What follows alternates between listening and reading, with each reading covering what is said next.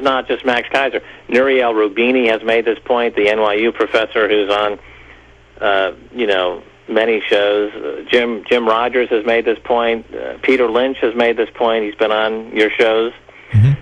This is no secret. The banks around the world are insolvent because they took that fractional reserve model where they only had to keep 10%, which gave them an incredible amount of profits.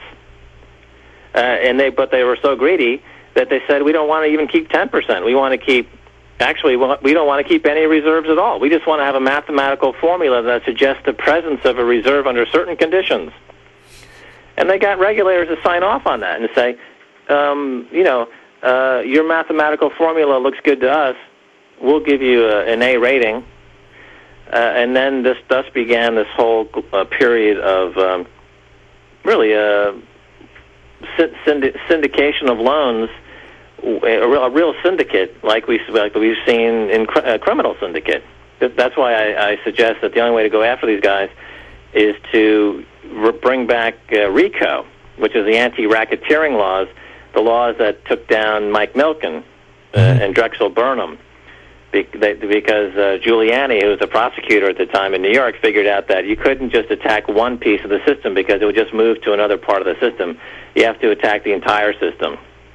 So the global banking system is corrupt with the banks plus the rating agencies, these guys who give bonds ratings AA, AAA. They're completely corrupt.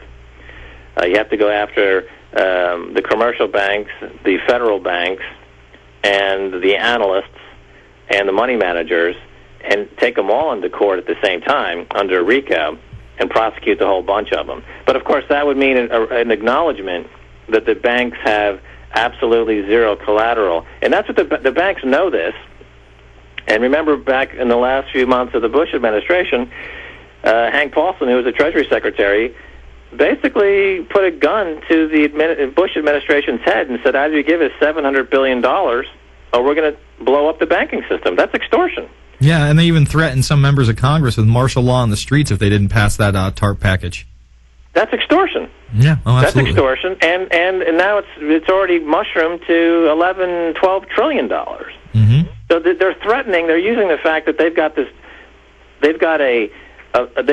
they're holding weapons of mass financial destruction, as Warren Buffett calls them. They're threatening to pull the pin on the grenade of these derivatives.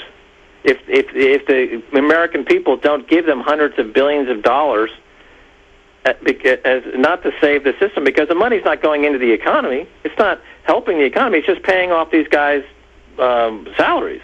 Mm-hmm. So it's an extortion racket. And, think of it, if in fact this $10 or $12 trillion has been dumped into the system, think of it this way.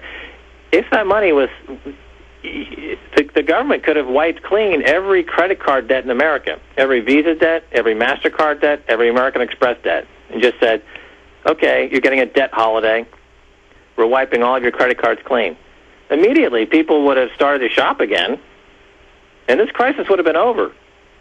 The reason they didn't do that is because right now the economy would be growing again, and the Federal Reserve Bank would have to start raising interest rates to deal with the growth.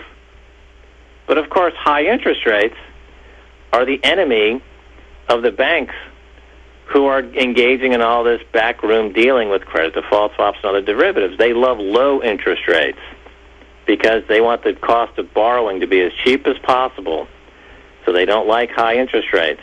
And they want that because they want us to be in eternal debt. That's why they wouldn't give us a debt holiday, and that's why they, want low interest rates to sucker people in.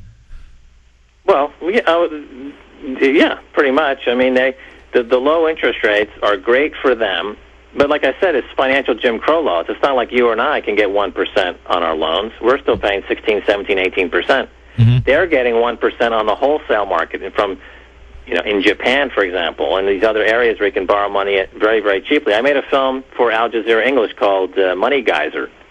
I went up to Iceland a year before that economy collapsed. And I did a film about what's called the yen carry trade, where the people in Iceland were borrowing money from Japan at 1%, and then they were able to mark it up and make loans out at 15%. So they were making a 14% spread.